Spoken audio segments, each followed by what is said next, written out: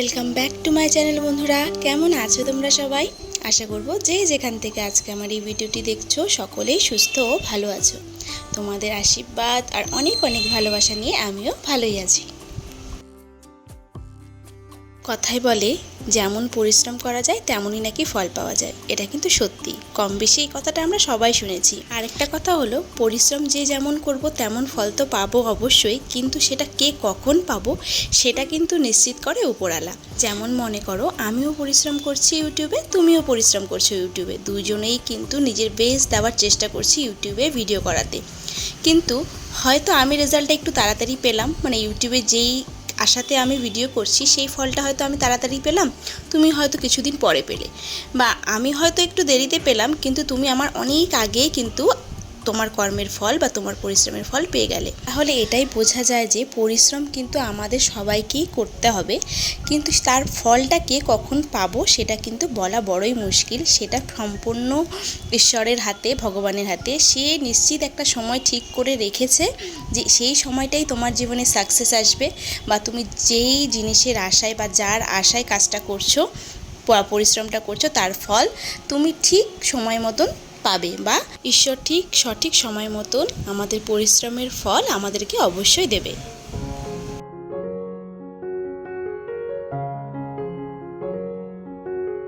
তো কি বন্ধুরা, আমার এই গুরু গম্ভীর কথাগুলো শুনে তোমরা কি বোর হলে? অনেকেই হয়তো বোর হয়েছো, ভাবছো যে কি এত জ্ঞান দিতে বসে গেছি ভিডিওর শুরুতেই।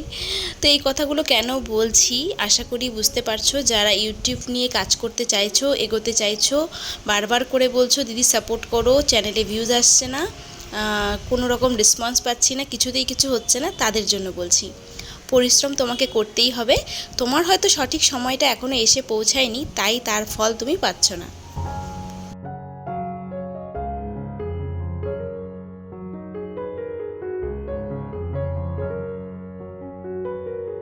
যেদিন এই ব্লগটা শ্যুট করেছিলাম সেদিন ছিল সানডে। তো সকালবেলা লেট করে ঘুম থেকে ওঠা হয়েছে, সমস্ত কাজই লেট লেট চলছে। তো ওই ব্রেকফাস্ট আমাদের সবারই কমপ্লিট হয়ে গেছে। এখন হাজব্যান্ড গেছে বাজারে চিকেন আনতে। ততক্ষণে ভাবছি এই জায়গাটা আমি একটু পরিষ্কার করে নিই। এই জায়গাটা না প্রচুর ধুলো পড়েছে, অনেক দিন যাবত এই জায়গাটাতে হাতই দেওয়া হচ্ছে না। প্রায় জামাই ষষ্ঠীর আগে এটা পরিষ্কার করেছিলাম, তো বুঝতেই পারছো কতদিন হয়ে গেছে। তারপর থেকে এটা আর ধরিনি। তো এখন এত ধুলো জমেছে আর অগোছালোও হয়ে গেছে পুরো জায়গাটা। তো এগুলো সব নামিয়ে একেবারে ভালো করে জায়গাটাকে ডিপ ক্লিন করবো।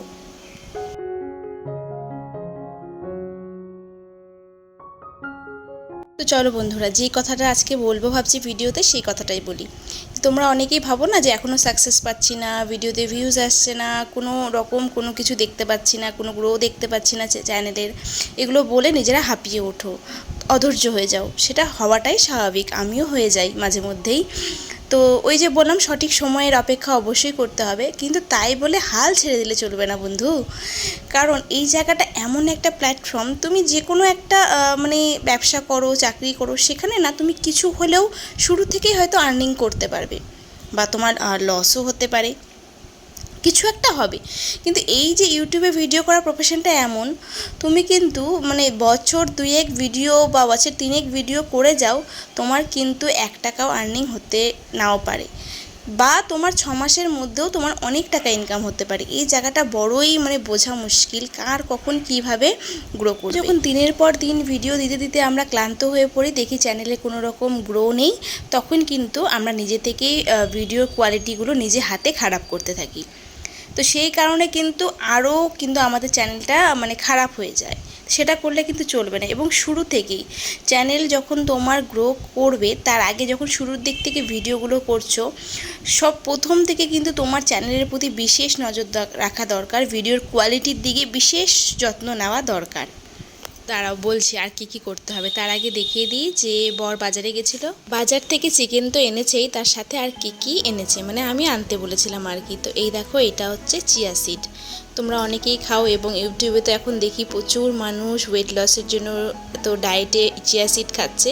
তো আমার এটা ফার্স্ট টাইম ছিল, তো আমি খুব অল্প পরিমাণে আনিয়েছি, জানি না খেতে পারবো কি না বা কেমন লাগবে, তো সেই জন্য ভয়ে ভয়ে একদম অল্প পরিমাণ আনিয়েছি। তোমাদেরকে খেয়ে জানাবো যে কেমন লাগলো।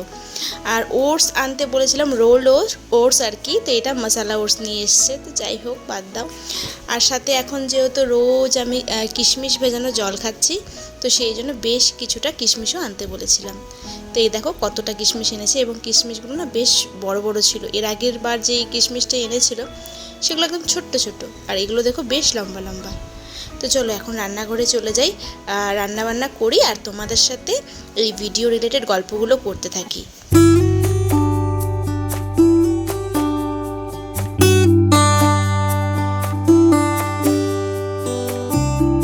ভিডিও করার শুরুতেই প্রথমে তোমাদের যেটা খেয়াল রাখতে হবে যে তুমি যেই মোবাইলটা দিয়ে ভিডিওটা করছো, সাধারণত আমরা যখন ভিডিও শুরু করি প্রথম মোবাইল দিয়ে কিন্তু ভিডিও করি।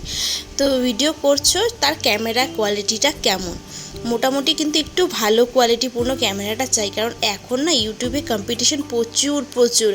আগে আজ থেকে 5-6 বছর আগের কথা বলছি, তখন মনে হয় একটু তবুও লো ক্যামেরাতেও হয়ে যেত, কিন্তু এখন এত সবাই ভালো মোবাইল ক্যামেরা ইউজ করছে না, সেক্ষেত্রে কিন্তু তোমাদের একটু ভালো মানের মোবাইল ক্যামেরাটা একটু ইউজ করতে হবে। আর আমি সাজেস্ট করব তোমাদেরকে সবসময় মোবাইলের ব্যাক ক্যামেরাতে ভিডিও করো। যারা ফ্রন্ট ক্যামেরাতে ভিডিও করছো তারা কিন্তু আর ফ্রন্ট ক্যামেরাতে ভিডিও করো না। ফ্রন্ট ক্যামেরাতে ভিডিও করলে কিন্তু ভিডিওর কোয়ালিটি খুবই খারাপ আসে, মানে অতটা পরিষ্কার বোঝা যায় না। একবার আমার কথা শুনে তোমরা ব্যাক ক্যামেরায় ভিডিও করে দেখবে, ভিডিওর কোয়ালিটি প্রচুর ভালো আসবে এবং ভিডিও দেখতেও বেশ ভালো লাগবে।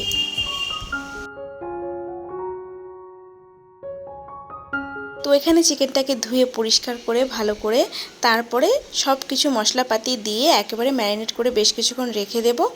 তারপরে রান্না করব, একদম মাটন স্টাইলে রান্না করব, যাতে খেতে একটু মাটন লাগে। কারণ আমার বর এখন আর চিকেন খেতে পারছে না, ওর চিকেন খেলে নাকি আষ্টে গন্ধ লাগছে, গা গুলোচ্ছে।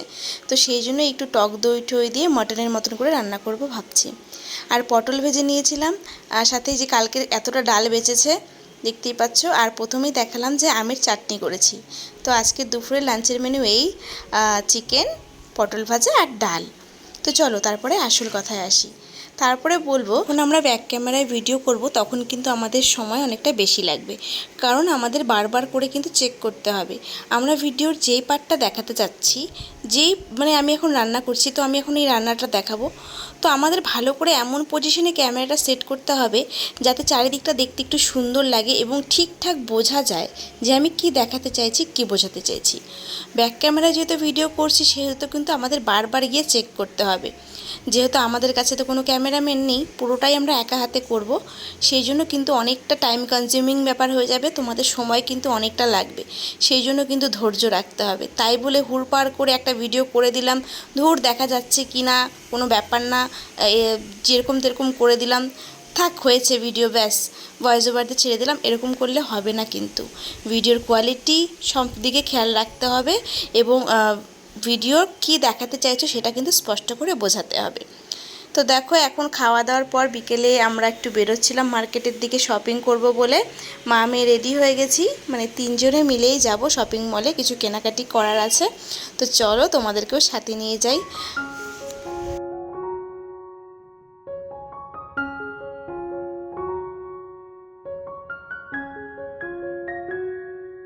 আরও একটা বিশেষ গুরুত্বপূর্ণ কথা হচ্ছে, ক্যামেরা কিন্তু সবসময় একদিকে ধরে রাখবে না। কোনো একটা পজিশনে ক্যামেরা সেট করে তোমরা কাজ করেই যাচ্ছ, সেটা কিন্তু একদমই করবে না, তাহলে কিন্তু দেখতে একদমই ভালো লাগে না।